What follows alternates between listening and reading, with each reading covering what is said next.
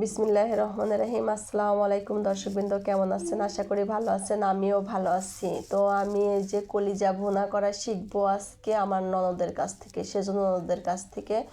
তো আমি সব কিছু এই জায়গায় আয়োজন করে নিয়েছি, ও যেমন যেমন বলেছে।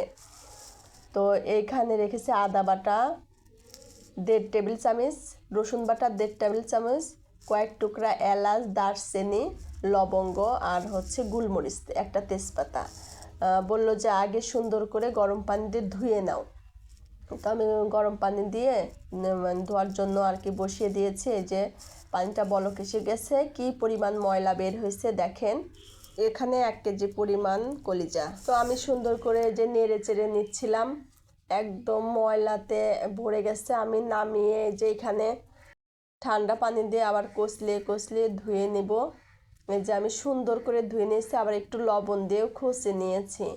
এত পরিমাণ ময়লা বের হলো, আমার ভালো লাগলো না, সেজন্য আমি লবণ দিয়ে খসে নিয়েছি। দেখেন একদম পরিষ্কার পরিচ্ছন্ন হয়ে গেছে। চলেন এবার কড়াই বসিয়ে দিয়ে চুলায়। এই যে আমি একটা কড়াই বসাই দিলাম। এখানে হাফ কাপ পরিমাণ পেঁয়াজ দিলাম। পেঁয়াজটা ভাজা ভাজা হয়ে গেছে। আমি মশলাগুলো দিয়ে দিলাম, গরম মশলা, দারচিনি, এলাচ, লবঙ্গ, গোলমরিচ, তেজপাতা। এখন আদা রসুন বাটাটাও দিয়ে দেওয়া হলো। তো ও দিচ্ছিল, আমি নাড়াচাড়া করতেছিলাম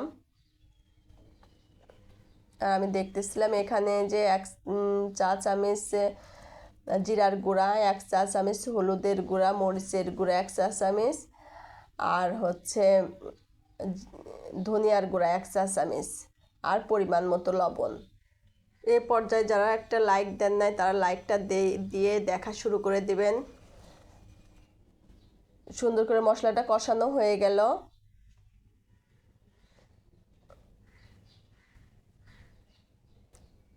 কলিজাগুলো দিয়ে দেওয়া হলো। ঢেকে ঢেকে অনেকক্ষণ ধরে নাকি নাড়বে। আবার একটু মাঝে মাঝে পানি শুকিয়ে গেলে পানি দিয়ে নেবে।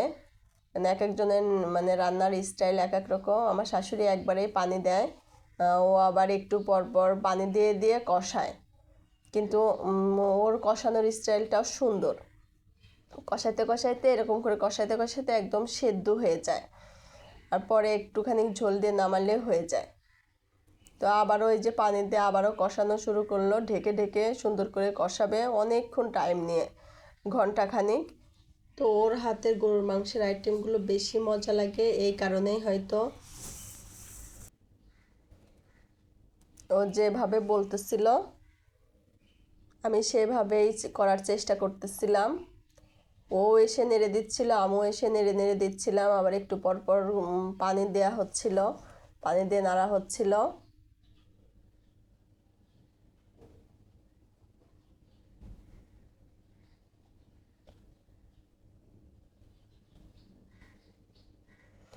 এই পর্যায়ে এখন কষানো সুন্দর হয়ে গেছে, সেদ্ধ হয়ে গেছে, ঝোলটা দিয়ে দেওয়া হলো।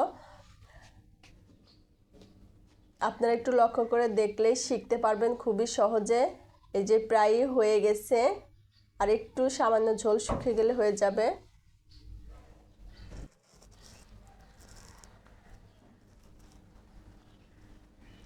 এই যে এখন হয়ে গেছে, এখন পরিবেশন করে দেখাবো কেমন হয়েছে। দেখেন, এভাবে রান্না করে খেয়ে দেখবেন, খুবই সুস্বাদু এবং লোভনীয় হয়েছিল দেখতেও, দেখলেই বুঝতে পারতেছেন। আশা করি ভালো থাকবেন, সুস্থ থাকবেন, চ্যানেলের সাথেই থাকবেন, সাবস্ক্রাইব করবেন, লাইক দিবেন, কমেন্ট করবেন। আল্লাহ হাফেজ।